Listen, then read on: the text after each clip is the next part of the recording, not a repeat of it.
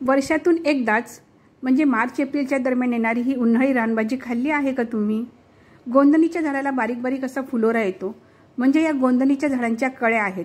त्यानंतर त्याला फुलं येतात, त्यानंतर फळं येतात आणि त्या फळांना भोकर असे म्हणतात. हा जो दिसतोय तो गोंदण फुलोरा आहे. त्याला चिगूर, चिगोर किंवा भोकरीच्या फुलांची भाजी असेही म्हणतात.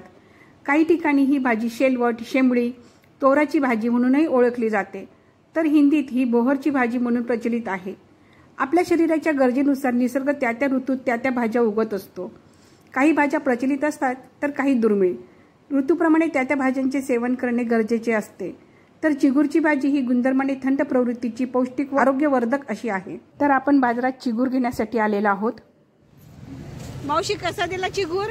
60 पाव. तर आजीने आपल्याला 30 रुपये पाव याप्रमाणे भाजी दिलेली आहे व कुठल्याही प्रकारची घासघीस न करता आरोग्याच्या दृष्टीने हितकारक, न्यूट्रिशनने भरपूर अशी ही भाजी पिशवीत भरून मी घरी आणलेली आहे.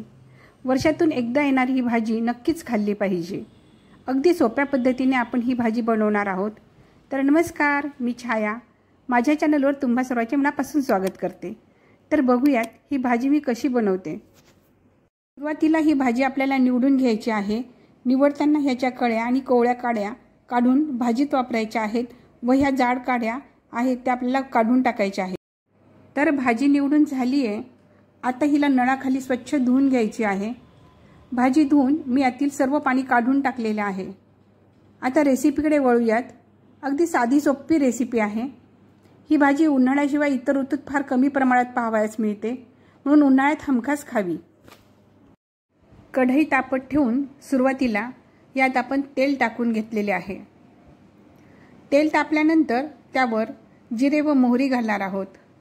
जिरे व मोहरी तडतडल्यानंतर त्यात 3 ते 4 लसणाचे काप घातलेले आहे. लसूण लाल झाल्यानंतर त्यावर बारीक चिरलेला कांदा घालायचा आहे. कांदा आपल्याला गुलाबी रंगावर छान परतून घ्यायचा आहे. कांदा परतून घेतल्यानंतर यात आपण पाव चमचा हळद घालायची आहे. छान एकसारखे करून त्यावर निवडून धुवून घेतलेली पाव किलो चिगूरची भाजी घालायची आहे.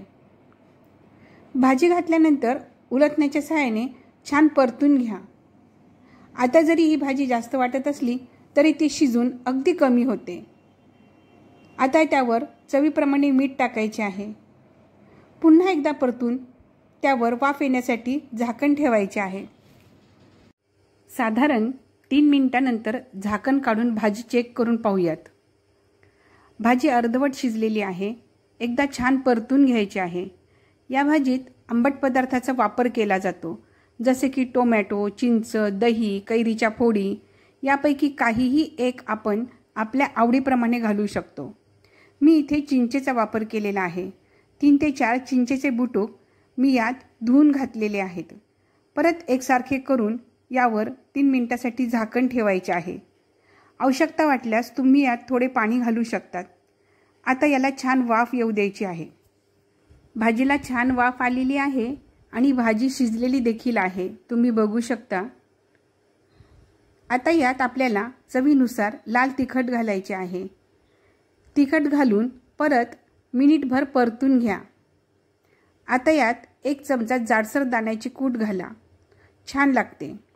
मी इथे टाकायची विसरलेले आहे, पण तुम्ही घाला. भाजी छान चवदार लागते. सर्वात शेवटी घालणार आहोत ताजी धुवून चिरलेली हिरवीगार कोथिंबीर. भाजी तयार आहे की नाही? साधी आणि सोपी, तितकीच गुणकारी. अगदी 7 ते 8 मिनिटात आपली भाजी बनवून तयार झालेली आहे. ही भाजी तुम्ही भाकरीसोबत किंवा पोळीसोबत कशाही सोबत खाऊ शकता. चवीला अतिशय छान व पोटाला गारवा देणारी ही भाजी एकदा नक्की करून पहा. आणि हो, रेसिपी आवडल्यास व्हिडिओला लाईक व चॅनलला सबस्क्राईब करायला अजिबात विसरू नका. आणि अशा या गुणकारी, हेल्दी व टेस्टी रानभाजीची रेसिपी तुम्ही वेळात वेळ काढून बघितल्याबद्दल धन्यवाद. लवकरच भेटूया एका साध्या सोप्या रेसिपीसोबत. Bye bye.